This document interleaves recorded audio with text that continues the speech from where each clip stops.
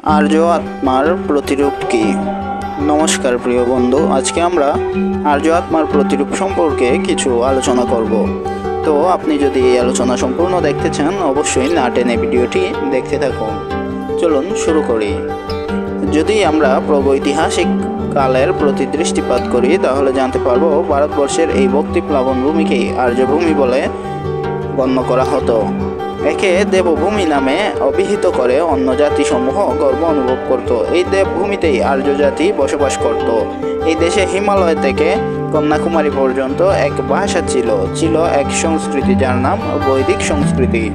এখানের মনুষ্য চরিত্রকে বেদ চরিত্র বলা হতো। বৈদিক শিক্ষার অবদান যার উপর আধারিত ছিল, ঋষিমুনিগণই আদর্শ ছিলেন। তাদের দেওয়া শিক্ষাকে পথ চলাই মানুষের কর্তব্যকর্ম ছিল। বিরাট আত্মার সীমাহীন অনন্ত চেতনাকে ধারণ করে মনুষ্য পৃথিবীতে বিচরণ করত। এই তত্ত্ব মনুষ্য কেন দেবতাদেরও কল্পনাতীত ছিল। এখানের দিব্য চরিত্র ধারণকারী আত্মার গুণে বিভূষিত মনুষ্যগণকে আর্য বলা হতো। তাদের বাহ্য ও আন্তরিক সত্তার মধ্যে কোনো ভেদ ছিল না। আত্মার চেতনাতে তাদের মন প্রভাবিত হতো। অন্তস্থ দেবতার দিব্যতাই তাদের জীবনে কর্ম ও প্রতিবিম্বিত হতো। এই ছিল তাদের চেতনার স্তর। এরই অভিব্যক্তি তাদের জীবনের কর্মের স্বরূপ হতো। প্রত্যেক আধ্যাত্মিক ব্যক্তির প্রয়াস এমনই হতো যে তারা সাধারণ মানুষকে প্রেরণা দিতেন। তখন সংসার গভীর নিদ্রায় নিদ্রিত, সর্বত্র অজ্ঞানতার অন্ধকার ছেয়ে গেছে। জাগালেও মানুষ জাগছে না। যে ব্যক্তি শয়নের পূর্বে এই সকল সংকল্প নিয়ে নিদ্রা যাবে, যে সূর্যোদয়ের পরেই উঠবে, তাকে যতই আওয়াজ দেওয়া হোক না কেন, সে শয্যা ত্যাগ করবে না। মহাপুরুষেরা আমাদের জাগানোর জন্য অনেকবার চেষ্টা করেছেন। শাস্ত্রও এই কথাই বলছে। যা শুনে ওদের জেগে যাওয়া উচিত ছিল। যার ভিতরে জ্ঞানের পিপাসা ও সত্যকে জানার অভিলাষ আছে, সেই জাগরণের মূল্য বুঝবে। যার ফলস্বরূপ মানবাত্মা দুঃখের সাগর পার হয়ে শাশ্বত সাগরে, সুখের সাগরে আবহমান করার ক্ষমতা অর্জন করবে। তারা আগে যাচ্ছিল, তা আর থাকবে না। তার বাহ্য সত্তা ও অন্তর সত্তাতে পরিবর্তন আসবেই। বাহ্যিক সত্তা, যাকে যান্ত্রিক সত্তা বলে, তার প্রতি আসক্তি থাকবে না। স্পষ্ট করে বলতে গেলে, তার অহংকারের ইচ্ছা, শরীর, মন তথা ইন্দ্রিয়ের ইচ্ছাসমূহকে সে যান্ত্রিক সত্তারূপে অনুভব করবে। যে ব্যক্তি আদ্যান্ত জীবনে বেঁচে থাকতে চায়, জীবন স্তরকে উন্নত করার, অজ্ঞানময় অন্ধকারময় জীবনকে পেছনে ফেলে এগোতে চায়, এরকম প্রত্যেক ব্যক্তিকেই এই অনুভবে পৌঁছাতে হবে যে ইন্দ্রিয়ের ইচ্ছা তার নিজস্বতা নয়। পারিবারিক চেতনার ঊর্ধ্বে নিজেকে স্থাপন করে সমগ্র বিশ্বের মনুষ্য জাতিকে এক পরিবার ভাবতে না পারে, তাহলে শাস্ত্রীয় বচন অনুসারে সে ক্ষুদ্র সীমিত ব্যক্তিত্বরূপী কারাগারে সে বন্দী। সে এমন একটি পাখি যার পাখনা বেরোয় না, সেও উঠতে পারে না। আত্মোন্নতির পথে সে শিশু মাত্র। তাকে এখনো অনেক কিছুই শিখতে হবে। জীবনে যা শেখা প্রয়োজন, তা শেখা এখনো হয়নি। যে দিব্য পদার্থ তার কাম্যতা, সে তা পায়নি। তার হৃদয়ের পর্দার আবরণ উন্মোচিত হয়নি। তার বুদ্ধি আত্মার আলোকে আলোকিত হয়নি। তার বিবেক জাগ্রত হয়নি। জীবনের উচ্চ অধ্যান্ত স্বরূপ তার থেকে অনেক দূরে। সে সার বস্তুকে খুঁজেনি, অমৃতের রসা আস্বাদন করে নাই। আত্মজ্ঞানরূপী অমৃত সাগরে ডুব লাগানোর পিপাসা তার মধ্যে এখনো জাগেনি। সে উপদেশ শুনে সৎসঙ্গে অংশগ্রহণ করে, কিন্তু প্রাপ্তির মূল্য দিতে চায় না, তপস্যা করে না। ভোগবাদের গভীর পাঙ্কিল আবর্ত থেকে ঊর্ধ্বে নিজেকে স্থাপন করে না। চেতনার পরিবর্তন চায় না। সে দিব্য পুরুষের বিষয়ে, ভিতরের সত্য স্বরূপের বিষয়ে আলোচনা শুনেছে, কিন্তু ভ্রান্ত ধারণাকে পোষণ করার জন্য অনুকূল চর্চার অভাবে তার উত্তরণ ঘটে না। শরীর থেকে আত্মা ও আলাদা, সেই অনুভবই তার হয় না। তাই আত্মসাক্ষাৎ তার এখনো হয় না। দ্বিতীয়ত, মুখে বলে সকলই ব্রহ্মস্বরূপ, জগৎ ব্রহ্মেরই বিশ্বরূপ, কিন্তু ব্যবহারে এর বিপরীত। লোকোক্তি আছে সমভূমি গোপালের, কিন্তু ব্যবহারে বিপরীত। 1 ইঞ্চি জমিও অন্যকে ছাড়তে নারাজ নয়। মুখে বলে সমস্ত সম্পদের মালিক ভগবান, কিন্তু নিজের ধনরাশি সম্পূর্ণভাবে আর্যত্বের অভিমুখে সামলে রাখে। আমরা উপদেশ শুনি, কিন্তু তাকে ব্যবহারে প্রয়োগ করি না। যে সত্যকে জেনেছি তাকে নিজের করে নিতে পারি না। আত্মসংযম আমাদের কাছে একটি বাক্য মাত্র। ভজন শুনলে ভাবে বিভোর হয়ে যায়, ভক্তিভাবে ডুবে যায়, কিন্তু কার্যক্রম সমাপ্তির পর যেমনই সৎসঙ্গ ভবন থেকে বেরোই, ঢোকার সময় যেমন মন মানসিকতা ছিল তেমনই হয়ে যায়। আমাদের জীবন কাহিনী এই প্রকারেরই। মানব জীবনের এক নির্বিবাদ তত্ত্ব এই যে বিনামূল্যে কোনো কিছু পাওয়া যায় না। চেতনার পরিবর্তন না হলে সীমিত ব্যক্তিত্বের উপরে উঠা যায় না। বোমার মধ্যে বিরাটের মধ্যে প্রবেশ করা সম্ভব নয়। বৃহৎ ঋতুম্বরা চেতনার সমুদ্র অনেক দূরে অবস্থান করেছে। আমরা যতই সত্যের জয়, ধর্মের জয়, মহর্ষির জয় বলি না কেন, কিছুই হবে না, আত্মপ্রকাশে সহায়ক হবে না। জয় বললে তো ভিতরের লোভ ত্যাগ হয় না, স্বার্থের ঊর্ধ্বে উঠতে পারা যায় না, ইন্দ্রিয়ের দাসত্ব লুপ্ত হবে না, মোহের গভীর পাকে আকণ্ঠ নিমজ্জিত একটা উন্নত চেতান্তরের ওঠার জন্য আমরাও কিছু করতে হবে। জীবন স্তরকে উচ্চতর করতে হবে, চেতনা স্তরের উত্থান প্রয়োজন। সমস্ত সত্তাকে অগ্নিরূপ প্রদান করতে হবে, যার গতি সর্বদা ঊর্ধ্বমুখী হবে। আমাদের আরও এক তপস্যার পথ অনুসরণ করতে হবে। ত্যাগের ভাবনা হৃদয়ে ধারণ করে নির্লিপ্ত দেখে যতটুকু প্রয়োজন ততটুকু ভোগে লিপ্ত থাকা।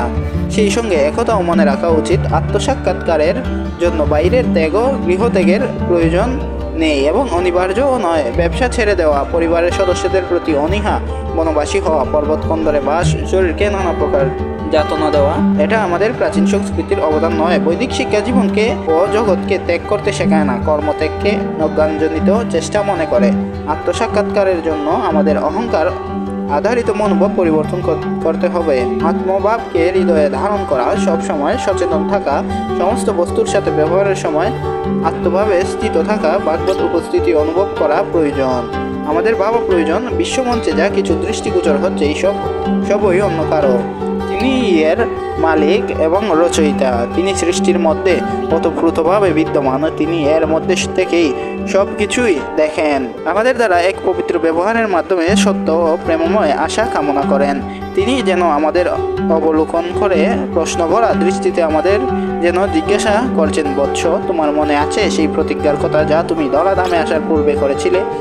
একথা অভ্রান্ত সত্য যে যত জন্মই পরে হোক না কেন, সঠিক শাস্ত্রোক্ত উত্তর দানের জন্য প্রস্তুত থাকতে হবে। সংসারে আদ্যান্ত জীবন যাপনের জন্য, জীবনের স্তর উচ্চতর করার জন্য, তাতে আত্মার গুণ তার দিব্যতা প্রবাহিত করার জন্য কিছু নিয়ম পালন করতেই হবে। আমাদের জানতে হবে আমাদের শরীরেই জীবন স্বামী অবস্থান করছেন, তাকে যন্ত্রীয় বলা হয়েছে। জীবনের সর্বোচ্চ ফল প্রাপ্তির জন্য আমাদের যন্ত্র হতে হবে, সত্যিকারের যন্ত্রতা প্রাপ্তির জন্য, কামনা পূর্তির জন্য নয়, জীবনের আত্মার সংকল্প চরিতার্থের জন্য। প্রভুকে জীবন নৌকার নাবিক রূপে তার দিব্য হস্তে নিজেকে সুগমতার সঙ্গে গন্তব্য প্রাপ্তি সম্ভব হবে। সীমিত মানব চেতনা অতিক্রম করা আমাদের সম্ভব হবে। সত্যিকারের যন্ত্রতা প্রাপ্তির পরই আমাদের জাগৃতি আসবে। আমরা পদার্থের অন্তর্নিহিত সত্যের প্রতি সচেতন হয়ে যাব। নিজেকে শরীর থেকে পৃথক জেনে যন্ত্রের স্থানে যন্ত্রীর চেতনার স্তর প্রাপ্ত করব। নিজেকে আত্মারূপে, অন্নময় তথা মনোময় রূপে জানতে পারবো। এ জীবন নিজের জন্য নয়, পরমেশ্বরের জন্য বেঁচে আছি। এই অনুভব যে এই সৃষ্টি যার আত্মবিস্তার, যিনি সব প্রাণীতে পদার্থে বিদ্যমান, তার আদেশ পালন কর্তব্য রূপে নির্ধারিত করা, তার কাছে নিজেকে সমর্পিত করে জীবনযাপন কর্তব্য রূপে নির্ধারিত করার জন্য তাদের সমর্পিত থেকে জীব সুখী থাকবে। আমাদের আত্মিক সন্তুষ্টির ভাব প্রাপ্ত হবে। মানব জীবনের শাস্ত্রোক্ত উদ্দেশ্য আত্মসাক্ষাৎকার।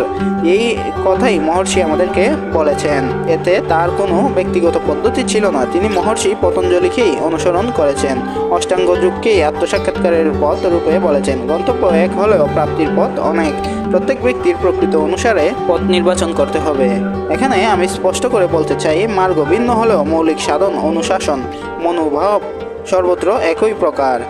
সত্যাশ্রয়ী হওয়ার জন্য সবাই কামনা করে আত্মসংযম, ব্রহ্মচর্য, তপস্যা অর্থাৎ সত্যময় জীবনে অবস্থান, কষ্টসহ্য ত্যাগ অর্থাৎ সংসারের বুকের মধ্যে নিজেকে প্রভাবিত না করা, এই আন্তরিক ত্যাগের ভাবনাকে গ্রহণ করা, ঈশ্বর প্রণিধান অর্থাৎ সমর্পণের ভাবনাকে নিজের জীবনে প্রয়োগ করা, যাতে আমাদের ভিতরে অহংকার না বাড়ে, আমাদের কর্ম অহংভাব রঞ্জিত না হয়। যদি কর্তৃত্বের ভাব না থাকে, আমরা কামনাকেই জীবনের তথা কর্মের স্বরূপ প্রদান না করি।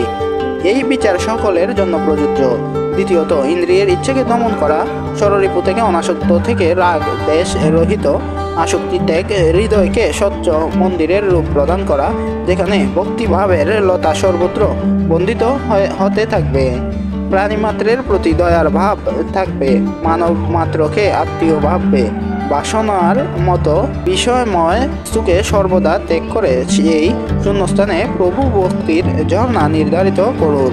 চেতনার বিলাসতাতে আত্মার পবিত্রতাকে সর্বদা সম্ভব করে তুলুন।